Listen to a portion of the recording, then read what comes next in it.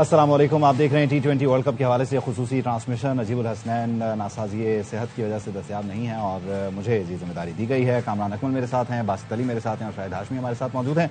आज मैच होने जा रहा है साउथ अफ्रीका और न्यूजीलैंड का। साउथ अफ्रीका अनबीटन आई है और अब तक का जो इनका ट्रैक रिकॉर्ड है वो भी बड़ा इंटरेस्टिंग है, उसको भी हम डिस्कस करेंगे। लेकिन शाहिद हाशमी साहब हमारे साथ मौजूद हैं तो हम ये भी डिस्कस, क्योंकि पाकिस्तान टीम को बहुत करीब से हारता हुआ देखकर आए हैं और पाकिस्तान टीम की जो कारकर्दगी है उसको भी देखकर आए हैं। माहौल, मूड और सेंटिमेंट ओवरऑल क्या अप्स एंड डाउन्स रहे उसको भी डिस्कस करेंगे। और आज टेस्ट टीम को लेकर एक और डेवलपमेंट है कि वो लड़के जो साथ खेलते रहे अब उनमें से एक लड़का हेड कोच भी होगा, तो ये किस तरह से होगा और टीम किस तरह से चलेगी, इस सबको भी डिस्कस करेंगे। लेकिन सबसे पहले T20 वर्ल्ड कप के पहले सेमीफाइनल को हम डिस्कस करते हैं। अब तक का इन दोनों टीम्स का, यानी कि साउथ अफ्रीका का और न्यूजीलैंड का यहां तक का सफर इस टूर्नामेंट में कैसा रहा, उस पर हमने एक रिपोर्ट तैयार किया। पहले वो देखें, फिर डिस्कशन को आगे लेके चलते हैं। T20 की दो बड़ी टीमें जनूबी अफ्रीका और न्यूजीलैंड दोनों कभी वर्ल्ड चैंपियन नहीं बन सकी। इस बार तारीख बदलने का मौका है। पिछले वर्ल्ड कप के रनर अप प्रोटियाज इस बार भी नाकाबिले शिकस्त। पहले राउंड में चारों मैच जीते। अफगानिस्तान के खिलाफ सनसनीखेज मुकाबला डबल सुपर ओवर में अपने नाम किया। सुपर 8 में जनूबी अफ्रीका को कोई न रोक सका। तीनों मैच जीते। फेवरेट्स भारत को भी आउट क्लास किया। न्यूजीलैंड की टीम ग्रुप मरहले में सिर्फ जनूबी अफ्रीका से हारी। सुपर 8 में इंग्लैंड ने पछाड़ा। पाकिस्तान से मैच बारिश की नजर हुआ। कीवी टीम ने मेजबान श्रीलंका को बड़े मार्जिन से हराया। बेहतर नेट रन रेट पर सेमीफाइनल का टिकट हासिल किया। तो खैर ये है इन टीमों की कारकर्दगी और इस तरह से यहाँ तक पहुंचना। डिस्कशन को आगे लेकर चलते हैं। बासित अली के साथ बात करते हैं। सबसे पहले बासित भाई, वैसे तो टेक्निकली काश ख्वाहिश थी कि न्यूजीलैंड की जगह हम होते और ये हो ना सका और अब ये आलम है कि साउथ अफ्रीका और न्यूजीलैंड है। तो अब आपकी इन दोनों टीमों में से फाइनल जो है वो टीम कौन सी है फेवरेट, जिसे आप समझते हैं कि आज वो छा जाएगी? साउथ अफ्रीका ही होगी? क्रिकेट वाइज तो साउथ अफ्रीका है, लेकिन जहां पे मैच है उस हिसाब से मुझे जो दूसरी बैटिंग करेगा ना, लगता है वो टीम जीतेगी, क्योंकि ड्यू फैक्टर भी आता है और दोनों की बैटिंग में बहुत ज्यादा डेप्थ है। Bowling no doubt South Africa की न्यूजीलैंड से बेहतर है, लेकिन 5 मैच में एक मैच भी नहीं जीता है न्यूजीलैंड। तो दुआ तो अब न्यूजीलैंड के लिए करूंगा कि न्यूजीलैंड जीत जाए। दुआए रहम है या मतलब ये नहीं, ये डिजर्व करती थी टीम सेमीफाइनल्स के लिए। जैसे अभी आपने कहा ना पाकिस्तान तो नहीं पहुंच पाया, लेकिन हम पाकिस्तान के लिए ये नहीं कह सकते ना कि वो डिजर्व करता था। हाँ, पाकिस्तान डिजर्व ही नहीं करता था। जिस तरह के शोशे छोड़े जाते हैं, जिस तरह के लतीफे शगुफे दिखाए जाते हैं दुनिया को, तो लोग तो बेवकूफ बन जाएंगे, हम तो बेवकूफ नहीं बनेंगे ना। तो पाकिस्तान डिजर्व नहीं करता था और न्यूजीलैंड बेस्ट टीम थी, वो आई है और बेस्ट विशेज है न्यूजीलैंड को, एक्सेप्ट कामी भाई हमारे। कामी भाई तो यकीनी तौर पर इससे जो है ना वो अलग राय रखेंगे। आप साथ नहीं दे रहे होंगे कामी भाई, यकीनन बासित भाई की बात के साथ आप सहमत नहीं होंगे? नहीं, देखिए कुछ पॉइंट पे मैं बिल्कुल एग्री करूंगा। कौन से पॉइंट पे ये चले सहमत आप होता है? वो पॉइंट्स लिख कर दे दीजिएगा। खाली सफा आएगा। अभी बताते हैं आपको। चले बताए पहला पॉइंट। देखिए पहला पॉइंट, इसमें कोई शक नहीं है, साउथ अफ्रीका बड़ी बैलेंस, बड़ी अच्छी टीम है। थ्रू आउट इनकी जर्नी इस वर्ल्ड कप में बहुत आउट क्लास रही है। एक दिन बुरा रहा अफगानिस्तान के साथ जो मैच टाई हुआ, अच्छा फंसा वो, लेकिन छोटी टीम थी ना, अच्छा खासा सुपर ओवर हुआ, सुपर ओवर पे सुपर, वो बुरा टाइम उनका गुजर गया। तो मुझे लग रहा है कि क्रिकेट वाइज देखा जाए, कंडीशन वाइज देखा जाए, कॉम्बिनेशन वाइज देखा जाए, साउथ अफ्रीका की टीम बहुत बैलेंस है। और क्योंकि साउथ अफ्रीका ने सेमीफाइनल की जो दो टीमें हैं उनसे भी मैच जीता हुआ है, इंडिया और क्या नाम है इंग्लैंड से, फिर तीसरी जो टीम है वेस्ट इंडीज, उनसे भी मैच जीता हुआ। तो एक कॉन्फिडेंस उनकी टीम में, उनके ड्रेसिंग रूम में है, लड़कों में है। न्यूजीलैंड अदर साइड आप देखें कि वो भी हमेशा आईसीसी इवेंट में बहुत ही आउट क्लास क्रिकेट खेलते हैं, नॉकआउट तक जाते हैं। मेरी भी ख्वाहिश है कि न्यूजीलैंड जीते, क्योंकि साउथ अफ्रीका ने एक आईसीसी इवेंट जीत लिया हुआ है। न्यूजीलैंड टीम क्या नाम है अभी तक T20 वर्ल्ड कप के फाइनल तक नहीं गई, फाइनल तक गई है 21 में, जीत नहीं सकी। लेकिन ये है कि मुझे लग रहा है कि न्यूजीलैंड थोड़ा थ्रेट करेगी साउथ अफ्रीका की टीम को।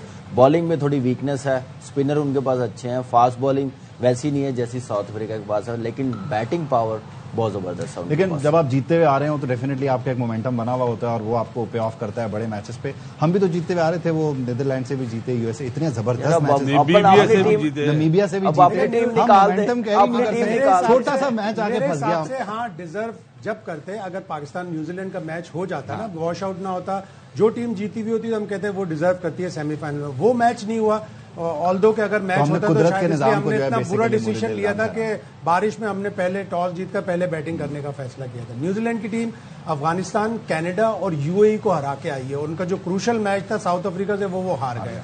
उन्होंने अपने राउंड के मैच में जब वो सुपर 8 खेल रहे थे, वो सुपर 8 का मैच उन्होंने जीता श्रीलंका से, तो वो भी थोड़ा से फॉर्म में आए। लेकिन साउथ अफ्रीका ने जिस तरह खेला है, इंडिया को हराया अपने ग्रुप में, अफगानिस्तान को हराया अपने ग्रुप में, सुपर 8 में वेस्ट इंडीज को हराया।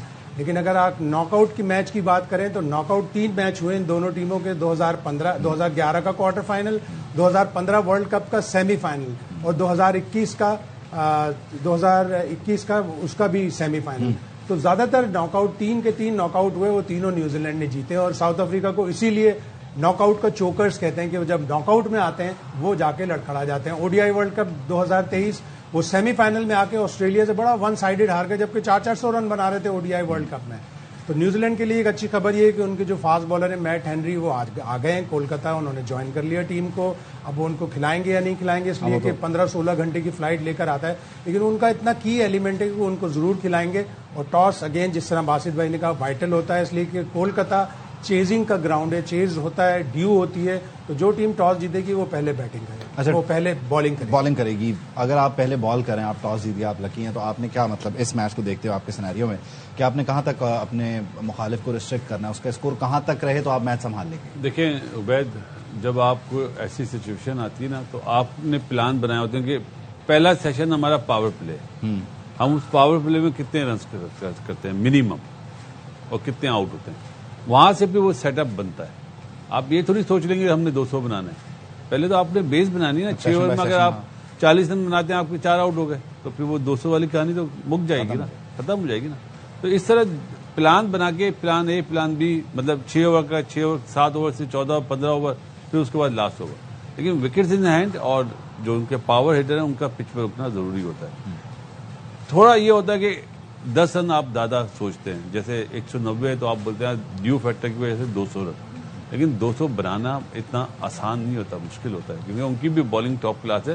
तो शाहिद भाई से एक बात पूछ रहा था कि अभी शाहिद भाई ने एक बात बताई, 3-0 से न्यूजीलैंड डोमिनेट कर रहा है। इज इट T20 शाहिद भाई या 50 ओवर? 50 वो 50 ओवर। अच्छा, ये हम आपको दिखाते हैं ना, अब तक जो इनका हेड टू हेड है उसमें बुनियादी तौर पर T20 वर्ल्ड कप में इनके जो मैचेस हुए हैं, मतलब T20 ओवरऑल जो है वो 19 मैचेस इनके हुए हैं अब तक। उसमें साउथ अफ्रीका 12 जीता हुआ है और न्यूजीलैंड जो है वो 7 जीता हुआ है। लेकिन अगर वर्ल्ड कप की अगर हम बात करें तो न्यूजीलैंड कोई भी नहीं जीता हुआ और साउथ अफ्रीका जो है वो 5 मैचेस जीता हुआ है। उसमें मेरी थोड़ी हिम्मत बनी थी 3-0 से बोला ना। नहीं, वो आपको दूसरे फॉर्मेट से लेकर आ रहे हैं ताकि आप और कामी जो है वो एक पेज पर आ जाए। वो उसमें फर्क है, वो नॉकआउट है तीनों ओडीआई के। ये जो 5 T20 वाले हैं ये नॉकआउट नहीं है, ये दीगर मैच है। अच्छा, इसमें जिस तरह बात कर रहे हैं हम मैचेस की और कारकर्दगी भी है T20, क्या वजह है ये जो चोकर्स वाला मामला है? कहाँ आके न्यूजीलैंड जो है वो बुनियादी तौर पर आपको लगता है ट्रिप कर जाती है? कहाँ पाकिस्तानी टीम बन जाती है? South Africa. देखिए प्रेशर गेम जो नॉकआउट है ना, वहां जाके ना वो थोड़े से घबरा जाते हैं। मुझे याद है 2011 में भी जो सेमीफाइनल था ढाका में, वहां पे क्वार्टर फाइनल था, 211 रन करने थे, 150 पे टीम आउट हो गई। इतनी बड़ी 2011 की टीम थी, तो थोड़ा सा प्रेशर मेरे ख्याल से इनके ज़हन में चल रहा होता है। बैक ऑफ द माइंड भी है कि हम चौक कर जाते हैं, वो भी एक चल रहा होता है। लेकिन मुझे लग रहा है कि जो वर्ल्ड टेस्ट चैंपियनशिप का फाइनल जीते हैं ना, ये सारी चीज़ें उन्होंने ख़त्म कर दी। 2024 का फाइनल वो खेल गए हैं, नहीं तो सेमीफाइनल क्वार्टर फाइनल से बाहर हो जाते थे। तो डे बाई डे बेहतर खेलते जा रहे हैं। और इस बार जो टीम है, जो मुझे लग रहा है कि बहुत ही ज़बरदस्त और बैलेंस, और इन चीज़ों को बिल्कुल नहीं अब मुझे लगता है कि वो सोच रहे हैं। जहाँ मैच है, बासित भाई ने कहा कि सेकंड बारी करने वाली वो ज़्यादा इजी हो जाएगा। मुझे लग रहा है कि दोनों टीमों के पास ना बॉलिंग बड़ी क्वालिटी है। यहाँ पे टॉस बड़ा मैटर करेगा। बासित भाई कह रहे हैं कि चेज करने वाला ज़्यादा इजी होगा। मेरे अंदाजे के मुताबिक मुझे लग रहा है कि जो टॉस जीते पहले बैटिंग करे, क्योंकि बॉलिंग ऐसी है, बॉलिंग वेस्ट इंडीज टीम जैसी नहीं है कि 195 चेज करवा देंगे। इनके पास क्वालिटी फास्ट बॉलर हैं, क्वालिटी स्पिनर्स हैं दोनों टीमों के पास। स्कोर बोर्ड पे टॉस नॉकआउट मैच है, इस सेंस में कह रहा हूँ कि स्कोर बोर्ड टॉस जीते हैं, स्कोर बोर्ड पे 170 180 लगा, दूसरी टीम को अंडर प्रेशर कर सकते हैं। ड्यू फैक्ट है, लेकिन स्प्रे करते हैं वहाँ पे बहुत ही कम मार्जिन होता है ड्यू का, तो बॉलर्स के लिए इतना मुश्किल नहीं होता। अच्छा, ये जो सारी हिकमत अमली है, किसी की कुछ राय, किसी की कुछ राय, टॉस के बाद क्या होना चाहिए? आप क्या समझते हैं बुनियादी तौर पर आज के कौन से ऐसे की प्लेयर्स हैं? वो तो हम एक रिपोर्ट भी हमने तैयार की हुई है कि किन किन पर नजर रखें हम, लेकिन आपकी राय में आज डिसाइसिव जो किरदार है वो किन लोगों का होगा दोनों एंड से? देखिए, दोनों टीमों में ऐसे ऐसे मैच विनर्स हैं। मार्को येंसन है जिसने पिछले मैच में न्यूजीलैंड के 4 ऊपर से आउट करके न्यूजीलैंड को फंसा दिया था। साउथ अफ्रीका जो कैप्टन है जबरदस्त बैटिंग कर रहा है एडन मार्करम, उसने ओवरऑल कंप्लीट कैप्टनसी दिखाई है। आप सेंटनर को कह सकते हैं किंग बन गया वो कैप्टन। सेंटनर को कह सकते हैं उसने 18वां ओवर ग्लेन फिलिप्स को देके इंग्लैंड के खिलाफ मैच टर्न करवा दिया। तो वो गलतियां नहीं की, कोचिंग उनकी बड़ी सुपर्ब है। उससे शुक्री कॉन्रेड से सवाल हुआ कि सी वर्ड है चोकर्स आपके लिए, तो उसने कहा सी वर्ड से कप केक भी आता है जिसमें खूबसूरत मंजर, खूबसूरत औरत को भी कप केक के तौर पर लिया जाता है, तो आप सी को चोकर्स ना कहें।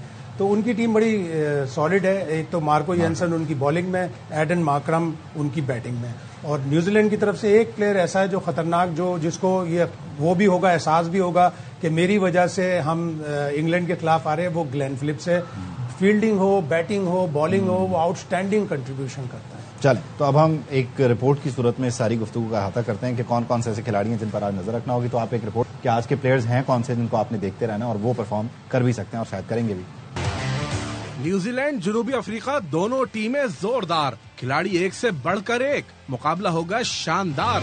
मेगा इवेंट में प्रोटियाज को उनके कप्तान ने फ्रंट से लीड किया। टॉप स्कोरर्स में एडन मार्करम नुमाया, रायन रिकल्टन भी बड़ा खतरा।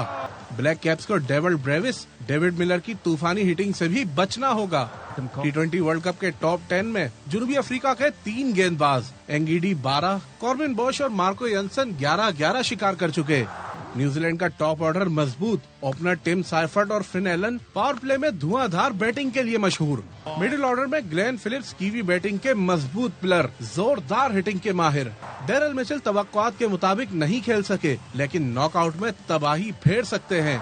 कीवीज का पेस और स्पिन अटैक भी मुतवाजन। Matt Henry, Lockie Ferguson rocket pace के साथ विकेटें उड़ाते हैं। स्पिन हथियारों में रचिन रविंद्रा ट्रम्प कार्ड, खुद कप्तान मिचेल सेंटनर भी मैच का पासा पलटने की सलाहियत रखते हैं। तो बहरहाल ये है जी प्लेयर्स टू वॉच की जो लिस्ट है, और बुनियादी तौर पर अगर हम देखें इसको तो न्यूजीलैंड ने 2007 का सेमीफाइनल जो है वो पाकिस्तान के अगेंस्ट खेला, 6 विकेटों से हार गया। उसके बाद 2016 में भी इंग्लैंड के खिलाफ 7 विकेटों से, और इसके साथ साथ 2021 में साउथ अफ्रीका से जो है सेमीफाइनल के स्टेज पे इंग्लैंड से जीता। फिर फाइनल में गया ऑस्ट्रेलिया से खेला और ऑस्ट्रेलिया से 8 विकेटों से हार गया। 2022 में सेमीफाइनल पाकिस्तान से हार गया 7 विकेटों से। ये अपनी रिवायात को, या आपको क्या लगता है कि बुनियादी तौर पे किस तरह से चेंज कर सकते हैं, या किस तरह से मुख्तलिफ टीम आज नजर आएगी सारे ट्रैक रिकॉर्ड को छोड़ते हुए पीछे? वैद 2024 का फाइनल हारे हैं इंडिया से, जो हारे हैं न्यूजीलैंड की बात करें 2021 का ये फाइनल नहीं, मैं साउथ अफ्रीका की बात कर रहा हूँ। हाँ, 2024 का वो हारे। उसके बाद उन्होंने एक चीज तो बरकरार रखा कि पहले क्वार्टर फाइनल, सेमीफाइनल वगैरह में नहीं हारते। न्यूजीलैंड के साथ ये प्रॉब्लम है, आपको याद होगा if I am not wrong 92 का जो सेमीफाइनल था जो हमसे हारे थे, ये 50 ओवर का ऑकलैंड में, वहां से उनकी टीम भी उस टाइम पे बहुत बड़ी थी। हमारी टीम वहां जीती, फाइनल जीती। ये सेमीफाइनल फाइनल में आते हैं, जीत नहीं पाते। टीम बहुत अच्छी होती है इनका। थोड़ा सा मुझे ऐसा लगता है, हम बोलते हैं ना साउथ अफ्रीका को चोकर, ये भी थोड़ा सा चोक कर जाते हैं फाइनल में, सेमीफाइनल में। लेकिन टीम बिल्कुल दरमियानी होती है, इतने बड़े नाम नहीं होते। उस टीम को लेके सेमीफाइनल में और फाइनल में आना इनकी बहुत बड़ी अच्छी है। क्या बाकी टीमें हल्की हो जाती हैं जो यहाँ तक पहुंच जाती हैं? नहीं, ये छोटे, ये आधा तीधर आधा बटेर बहुत होते हैं इनके यहाँ। जैसे माइक हसन लाए ना पाकिस्तान में, आधा तीधर आधा बटेर। अच्छा, इस बीच एक खबर और भी आ रही है कि शायद भाई यहाँ बैठे हैं, हम जरा उसको डिस्कस भी कर लेते हैं। बताया जा रहा है जी चेयरमैन पाकिस्तान क्रिकेट बोर्ड जनाब मोहसिन नकवी की मुलाकात हुई है शाहीन आफरीदी से और सलमान अली आगा से, और दोनों से अलग अलग मुलाकात ऐसी है? बिल्कुल, दोनों से अलग अलग मुलाकात की। क्या डिस्कस किया होगा? चेयरमैन ने जाहिर है T20 वर्ल्ड कप में जो कारकर्दगी हुई है, सलमान आगा से उसके ऊपर बात की होगी।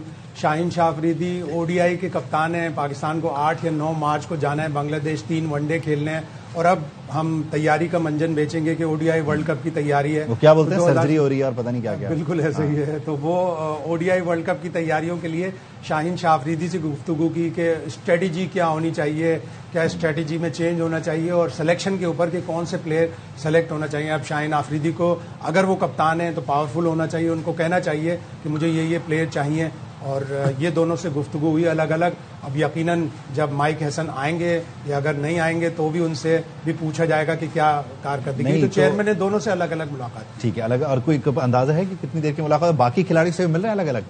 उनका भी टेम्परेचर लेने के लिए? जाहिर है नहीं मिलेंगे, वो मसरूफ आदमी है।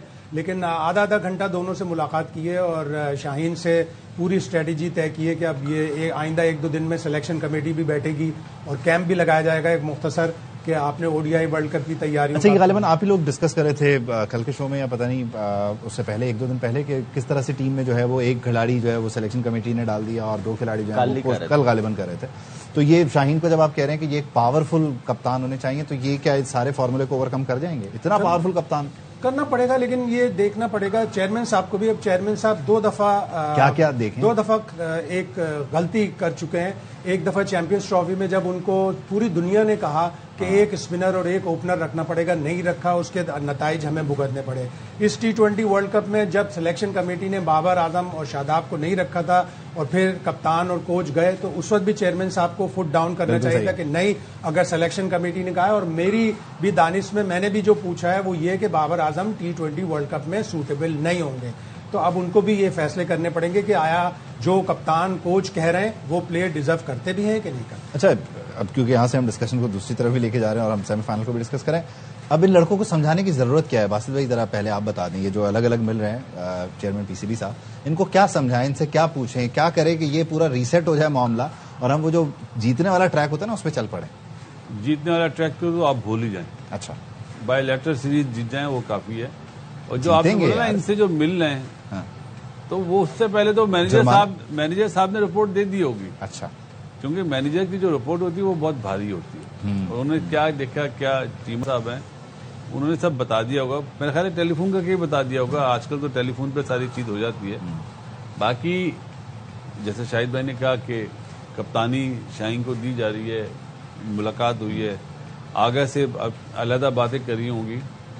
शाहीन ने ऐसा क्या करा है इस T20 में कि उसको आप ओडीआई की कप्तानी दे रहे हैं? उसकी फिटनेस का भी तो मसला है, ये सोचना चाहिए। ओडीआई का तो कप्तान वो साउथ अफ्रीका की सीरीज में। हाँ, लेकिन फिटनेस तो अभी आपको फिटनेस की वजह से बॉलिंग परफॉर्मेंस को देखते हुए चीजों को रिकंसिडर कमी हुआ कुछ कहना चाह रहे हैं? देखिए, तो पॉइंट आया, मैं वो पॉइंट ये है कि आप इन प्लेयरों को मिलने के बजाय, कप्तान से मिलने के बजाय ना, आप उनसे मिलें, डायरेक्टर को बुलाएं, डोमेस्टिक नहीं डोमेस्टिक डायरेक्टर जो हैं उनको बुलाएं, आप चीफ सेलेक्टर को बुलाएं और उसके बाद जो क्रिकेट के डिसीजन है ना, एक सिस्टम बनाएं जो आपको बार बार ऐसे कप्तान को बुलाना ना पड़े।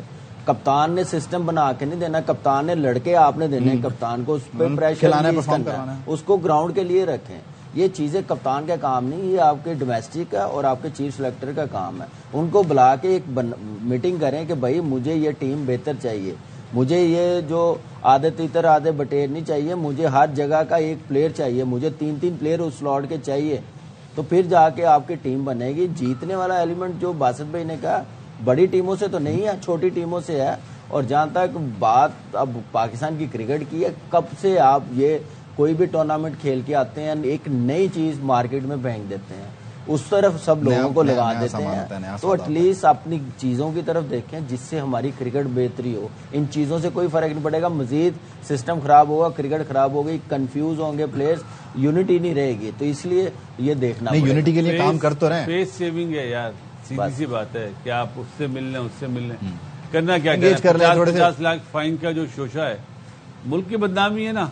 किसी ने आवाज उठाई कि गलत किया आपने, जिसने भी करा, वो तो कर भी नहीं सकते ना। मतलब कैसे करेंगे उसको? मतलब फाइन कैसे करेंगे? किस तरफ लेके जा रहे हैं क्रिकेट को? फाइन होगा कैसे? है कोई क्लॉज मौजूद है?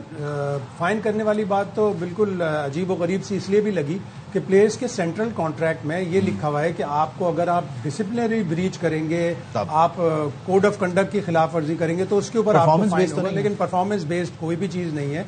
अब ये सारी बातें करना, पूरी दुनिया में मजाक उड़ता है कि इंडिया से हारने पर 50 लाख रुपए फाइन। इंडिया से तो हम 16 में से एक ही मैच जीते हैं, तो हमारी आदत हो गई। तो अगर हम हर हार पे करेंगे फाइन तो 16 के ऊपर अगर 50-50 लाख करेंगे नेगेटिव में चला जाएगा, लड़कों का बैलेंस नेगेटिव में चले जाएगा। नेगेटिव में तो नहीं जाएगा, पैसा इनके पास बहुत है। मुझे ये बताना, साहबजादा देगा 50 लाख? उसने सबसे ज्यादा रन करें, 4 प्लेयर, 3-4 प्लेयर तो उस्मान तारिक को एग्जेम्प्ट किया गया ना, कुछ को एग्जेम्प्ट नहीं। तो मैं एक ब्रेक शामिल कर लूं, आप पैसों की बात करें, ब्रेक शामिल कर लेते हैं। हम जरा गिन लेते हैं उतनी देर। आप इतनी देर में गिने क्या हिसाब किताब?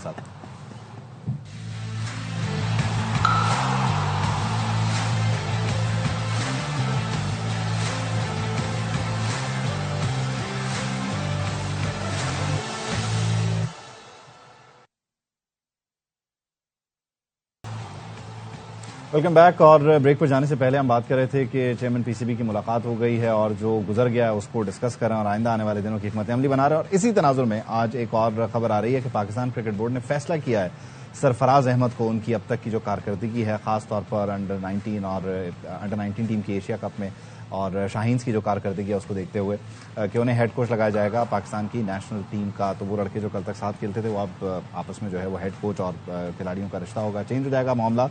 तो ये किस तरह से हुआ फैसला, ये कितना सूदमंद होगा, इसको जरा पहले हम शाहिद भाई से डिस्कस करते हैं, फिर बासित भाई और कामी का भी इस पर टेक लेते हैं। शाहिद भाई, ये आउट ऑफ नोवेयर क्या मतलब सरफराज ने ऐसा क्या किया जो अचानक से उन्हें नेशनल टीम का हेड कोच लगा दिया, बहुत पसंद आ गए, बहुत अच्छा काम कर गए, हुआ क्या? देखिए, टेस्ट मैच की जो हेड कोचिंग थी वो खाली हुई थी अजहर महमूद के बाद, और पाकिस्तान ने इस साल 3 बड़ी इंपॉर्टेंट सीरीज अगले 4-5 महीने में खेलनी है। 2 बांग्लादेश से टेस्ट मैच हैं, 2 वेस्ट इंडीज जाकर टेस्ट मैच हैं, फिर 3 इंग्लैंड में जाकर टेस्ट मैच हैं। तो वो उस पोस्ट के लिए सरफराज का नाम आ रहा है। अभी एक टूर्नामेंट तो उनकी मेंटोरशिप में पाकिस्तान ने जीता, लेकिन जो अंडर 19 वर्ल्ड कप था उसमें इतने अच्छे नतीजे दिए हैं। अभी शाहीन जो खेल रही है, तीनों T20 हार गए, लेकिन जाहिर है कोच अपनी बातें बताता है, प्लेयरों को खेलना होता है, उन्होंने एग्जीक्यूट करना होता है। तो टेस्ट टीम का हेड कोच बनाना इसलिए कि अभी वो उन्हीं लड़कों के साथ जिनके साथ सरफराज ने ज्यादातर क्रिकेट खेली हुई। दिसंबर 2023 में आखिरी टेस्ट मैच खेला था, एक जबरदस्त 100 उसने न्यूजीलैंड के खिलाफ बनाया था। नॉलेज ऑफ द गेम अच्छी है, लेकिन कोचिंग लेवल का इतना सरफराज को भी एक्सपर्टीज नहीं है। तो अब इसमें ये अच्छा, ये मुसलसल बहरान सी कैफियत नहीं है कि गिलेस्पी वाला मामला, फिर मतलब वो इख्तियारात का भी मेरे पास नहीं है, मतलब अजहर फिर सरफराज बहुत ज्यादा पाकिस्तान इसको में हम सीरियस मतलब ओवरऑल ही सीरियस नहीं लिया जा रहा। पाकिस्तान में तो एक दफा येन चैपल ने कहा था कि हम जिस तरह अपने तकियों के खिलाफ और बिस्तरों की चादर चेंज करते हैं, इस तरह ये लोग अपने कोचेस चेंज करते हैं। और फॉरेन कोच से तो हमारा एक बहुत ही जरा खराब सा रिश्ता हो गया कि गिलेस्पी और कर्स्टन के बाद तो बहुत ही खराब हुआ। तो ये तो हैरानगी की बात है कि इन सब के बावजूद भी हैसन ने हमारा ओहदा कबूल कर लिया। तो अब रिलाय ज्यादातर अपने कोचेस पे करना चाहिए, इसलिए कि हमारे प्लेयरों को वो ज्यादा जानते हैं। बासित और कामरान इसके ऊपर ज्यादा अच्छा। बासित भाई, आपकी नजर में ये जो फैसला है अभी, क्योंकि अनाउंस नहीं हुआ लेकिन अभी बताया जा रहा है कि इस पर गौर खौज हो रहा है, तो मुमकिन तौर पर यही डिसीजन होगा, कैसे देखते हैं Sarfaraz Ahmed as head coach test cricket? मेरा पॉइंट ऑफ व्यू थोड़ा डिफरेंट होगा। पहली बात तो वो मेंटोर लगा है जूनियर लेवल पे भी, कोचिंग उसने करी कहाँ है, किस लेवल पे करी? आपने बनाना बना लें, किस तरह की वो कोचिंग करेगा। तो जब हम मैचेस देख के उसकी कोचिंग देख के बात करेंगे, अगर आप अभी मुझसे ये पूछेंगे उसको लगाया जा रहा है तो मैं बोलूंगा गलत फैसला है। और वो इसलिए कि उसने उसको कोचिंग का एक्सपीरियंस नहीं है, कोई तजर्बा ही नहीं है ना, किसी लेवल पे भी उसने कोचिंग नहीं करी है। जिनके साथ वो खेलता है उनकी कोचिंग क्या करेगा? तो ये इसका ये जवाब नहीं हो सकता बिल्कुल एक ले मैन की हैसियत से कि क्योंकि उन लोगों के साथ खेला है, उन्हें वो बहुत अच्छे से समझता है, उन्हें वो बहुत अच्छे से समझा सकता है। आजकल उबैद मियां, आजकल जो क्रिकेट हो रही है ना, सिर्फ आप सियासत ही सीखते हो एक दूसरे से, क्रिकेट थोड़ी सीखते हो, पहचानते थोड़ी हो। इतने सारे फारिग लोग उनमें से किसी को ले जाए बेचारे क्रिकेट। अरे भाई, उन सियासतदानों को सियासत नहीं आती जो इन क्रिकेटर्स को आती अच्छा, है। कामी भाई, आपका क्या टेक है सरफराज वाले मामले पे? देखिए, मैं इस चीज पे बिलीव नहीं करता कि साथ खेला हो कोचिंग नहीं कर सकता। मेरे ख्याल से मॉडर्न डे में जैसे नहीं अपने मैं मुझे शौक में मैं चाहिए भी नहीं, आप हंस रहे हैं। जो सरफराज को अगर दे रहे हैं, जैसे आप कह रहे हैं, जब कंफर्म हो जाएगी तो अच्छी बात है कि अपना कोच लगा रहे हैं। सही है। बाहर के कोचेस लेके आए, एक्सपीरियंस अच्छा नहीं रहा, अब मेरे ख्याल से कोई आना भी नहीं चाहेगा। जो अब रिसेंटली वनडे कोच के साथ जो मीडिया पे हो रहा है, जैसे वो डिसीजन ले रहा, पाकिस्तान की क्रिकेट में तो आना नहीं चाहिए। इसलिए अपने बंदों को जितना प्रमोट करेंगे उतना अच्छा होगा। लेट्स सी कैसे चलता है, एक्सपीरियंस क्या। मेरे ख्याल से टेस्ट प्लेयर जो 40-50 टेस्ट मैच खेला हो, 10-15 साल इंटरनेशनल क्रिकेट खेला हो, उनको इतना एक्सपीरियंस नहीं, सिर्फ उनको ग्राउंड रियलिटी, टीम को कैसे बनाना, प्लेयर से कैसे काम लेना, वो सारे काम आते हैं, क्योंकि खुद वो इस फेज से गुजरा होता है। तो मुझे लग रहा है कि अच्छा डिसीजन है और इसको लंबा जाना चाहिए। ये नहीं कि फिर 6 महीने के बाद हम लोग चेंज कर रहे हो, मैनेजमेंट चेंज कर रहे हो, तो एटलीस्ट टाइम देना चाहिए, 1.5-2 साल का टाइम जरूर देना चाहिए। अगर सरफराज बन रहा है या कोई और भी बन रहा है। अच्छा, इसमें शायद एक चीज और होनी चाहिए, मतलब ये एक आइडिया है या मतलब सामने सवाल की सूरत कि आप जैसे अपने खिलाड़ियों को बेहतर करने के लिए कोशिश करते हैं कि उन्हें अच्छे कोचेस फराहम करें, इसी तरह हम बात करें कि लोकल कोच होना चाहिए, लोकल कोच सबसे बेस्ट है। तो हम अपने खिलाड़ी को जो रिटायर हो गया उसको इक्विप क्यों नहीं कर रहे कि वो अच्छे खिलाड़ी से एक अच्छे कोच में कन्वर्ट हो? उसके लिए हम उस पर मेहनत क्यों नहीं कर रहे? हम बंदा लाते हैं, उसे फेल करते हैं, उसके बाद उसे बाहर जाते हैं और पंचिंग बैग बनाते हैं। होते हैं करते हैं सारे, लेकिन अभी मतलब बोर्ड इस चीज का पेन लेते हुए आपने लास्ट ईयर आपने भी किया, सबने किए हुए हैं, कह रहे हैं ना। नहीं मैं वो बासत भाई ने तो वो लाइट में लेकिन वो क्या नाम है, वो सब करते हैं, सबने किए हुए हैं। अब देखना इस जॉब के लिए पाकिस्तान क्रिकेट बोर्ड को कोई पावरफुल बंदा चाहिए जो क्रिकेट को बेहतर करे, कि या वो कोच चाहिए जो पाकिस्तान क्रिकेट बोर्ड की बातें माने, क्रिकेट की बेहतरी ना करे। या वैसे हैरत है उबैद मियां, पाकिस्तान क्रिकेट बोर्ड का चेयरमैन इतना स्ट्रांग आदमी है और जो ये कोचेज आ रहे हैं ये बहुत ही बेकार आ रहे हैं। तो एक ही स्ट्रांग आदमी हो सकता है ना शायद भाई। मेरे हिसाब से आप एक तो कोचिंग कोर्सेज करवाएं सारे अपने कोचेस को, फिर एक प्रोसेस होना चाहिए, एक अंडर 13 टीम हो, एक अंडर 15, 17, 19, 23। जो अंडर 13 का फॉर एग्जांपल हम आज कामरान अकमल को अंडर 13 का कोच बना दिया 2 साल बाद इससे अंडर आप 15 का कोच बना दें, इसलिए कि जो अंडर 13 के बच्चे होंगे वो ग्रेजुएट करके अंडर 15 में आए होंगे। 2 साल बाद फिर आप कामरान अकमल को अंडर 17 का बना दिया, कोई भी XYZ, कामरान का तो मैं नाम ले रहा हूं, अंडर 19 का बना दे। एक प्रोसेस आएगा जिस तरह इंडिया ने किया। इंडिया ने राहुल द्रविड़ को, अगर कामरान इसी तरह प्रमोट होते रहे तो लेजेंड्स तक पहुंच जाएंगे, बहुत जल्दी पहुंच जाएंगे। इंडिया ने जिस तरह राहुल द्रविड़ को जूनियर टीम से उठा के ए टीम का बनाया, ए टीम से फिर नेशनल टीम का बनाया, वो एक प्रोसेस को फॉलो जैसे आपके प्लेयर्स तरक्की करें, एलिवेट हो रहे हैं, आप अपने कोच को भी साथ साथ एक चीज मैं आपको बात बताऊं, शायद मैंने बात देखिए, द्रविड़ ना 5-6 साल जूनियर लेवल पे रहा कोच, उसने लड़के बना के दिए, सारा सिस्टम को देखा, उसके बाद नेशनल टीम में आया और टीम एक अलग ही नजर आई। अगर सरफराज वहां पे, अगर मेरी नजर में वहां पे 2-3 साल लगाए ना, टाइम लगे तो और ज्यादा मैच्योर होगा और ज्यादा आइडिया होगा, अगर समझते हैं तो। लेकिन पहले कि आप इख्तिलाफ करें, पाकिस्तान के क्रिकेट में ऐसा नहीं होता। ये बात सही है। दोनों एक पेज पे आ गए और इसी एक पेज पे आते साथ ही हम फौरन ब्रेक पे चले जाते हैं। ब्रेक के बाद आपसे आते हैं।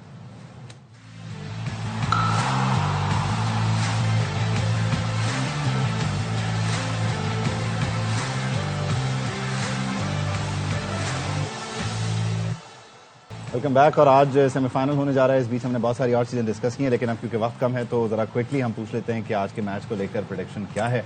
बासित भाई, दूसरी बैटिंग, अब दूसरी बैटिंग में ये शोर मचाएगा। ये रात से शोर मचा रहा है। दूसरी बैटिंग जो करेगा वो जीते। नहीं, मतलब इसमें थोड़ी क्लैरिटी लाएं, मतलब जो भी दूसरी बैटिंग के साथ नहीं करें, मतलब बताएं कि जी मैं साउथ अफ्रीका के साथ जा रहा हूँ, इस तरह का कुछ सीधा सपाट सा काम करें। अब नजीब की तबीयत खराब है, दुआ अल्लाह ताला उसको सेहत दे। हम नजीब के साथ अभी आखिर में हम दुआ करवा नजीब के साथ ही जाते हैं। आप नजीब के साथ जा रहे हैं? हाँ, न्यूजीलैंड। अच्छा, कामी भाई आपकी क्या प्रेडिक्शन है?